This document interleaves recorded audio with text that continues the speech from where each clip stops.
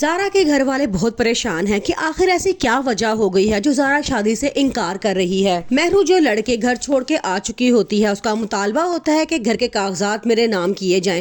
اس کی ساس کے انکار پہ وہ گھر چھوڑ کر آ جاتی ہے۔ اس کی مما اسے بہت سمجھاتی ہے کہ تم زین سے کہو کہ جلد از جلد کاغذات تیار کروائے اور تم گھر واپس چلے جاؤ۔ اگر تمہارے پاپا کو تمہارے ارادوں کا پتہ چل گیا تو وہ بہت ناراض ہوں گے۔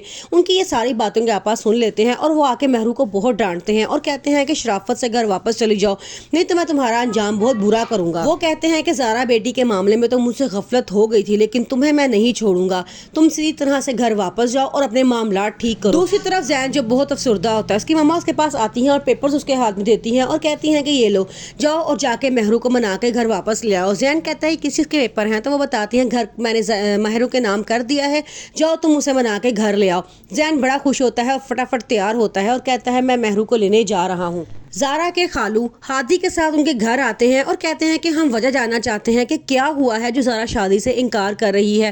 وہ کہتے ہیں کہ لگتا ہے زارا کو کوئی بات بری لگی ہے۔ تو آگے سے اس کے آپا کہتے ہیں کوئی بات بری نہیں لگی، بلکہ کسی بات نے اس کے دل کو بہت بری ٹھیس پہنچائی ہے۔ پہلے تو زارا شادی کے لیے خود تیار تھی اور یہ شادی کرنا چاہتی تھی، لیکن اب اچانک ایسا کیا ہوا ہے جو اس نے شادی سے انکار کیا ہے۔ آپ لوگوں کو سوچنا چاہیے کہ ضرور کوئی بات ہوئی ہے جو اس کو بری لگی ہے۔ مہرو اب ایک بہت بڑی مصیبت میں پھنسنے والی ہے، کیونکہ اس کا وہ راز اب کھلنے والا ہے جس سے بڑی چلاکی سے وہ چھپائے ہوئے تھی۔ اس نے زین سے جھوٹ بولا تھا کہ وہ اس گھر کو خوشخبری دینے والی ہے، مگر حقیقت میں ایسا کچھ بھی نہیں ہے۔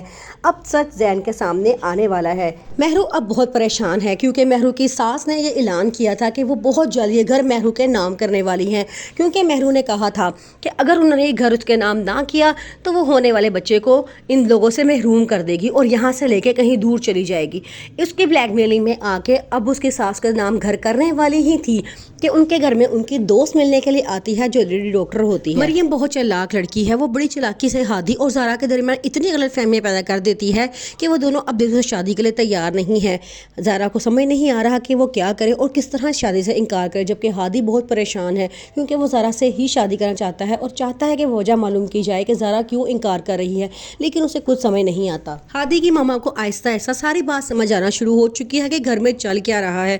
وہ مریم سے کہتی ہیں کہ مریم ابھی تو تم نے بہت سے گھر میں کام کرنے ہیں، تم نے زارا کو ہادی کی دلہن بنا کے بھی تو لے کر آنا ہے۔ یہ بات سن کے مریم ان کے سامنے تو مسکرا لیتی ہے، لیکن اس کے اندر ایک آگ بھڑک اٹھتی ہے اور وہ کہتی ہے کہ ایسا ہو ہی نہیں سکتا کہ زارا ہادی کی دلہن بن کے کبھی اس گھر میں آئے گی، کیونکہ اس کی دلہن تو میں ہی بنوں گی اور اس گھر میں بھی میں ہی رہوں گی۔ اس کی ماما اسے بہت سمجھانے کی کوشش کرتی ہیں، لیکن وہ کسی صورت ماننے کو تیار نہیں ہوتی اور کہتی ہے کہ میں نے آپ لوگوں سے کہا ہے کہ شادی سے انکار کر دیں تو بس انکار کر دیں۔ دوسری طرف ہادی بھی بہت پریشان ہے کیونکہ وہ جانتا تھا کہ زارا اسے شادی کرنا چاہتی تھی، لیکن جب اس نے دیکھا کہ زارا شادی کے لیے انکار کر رہی ہے تو اسے کچھ سمجھ نہیں آ رہا کہ آخر چل کیا رہا ہے۔ وہ کہتا ہے کہ میں کوئی بھی سرا ہاتھ میں پکڑتا ہوں تو وہ میرے ہاتھ میں نہیں آتا، وجہ تو پتہ چلنی چاہیے نا کہ ایسی کیا بات ہے جو زارا پہلے مجھ سے شادی کے لیے تیار تھی اور اب ایک دم بدل کیوں گئی۔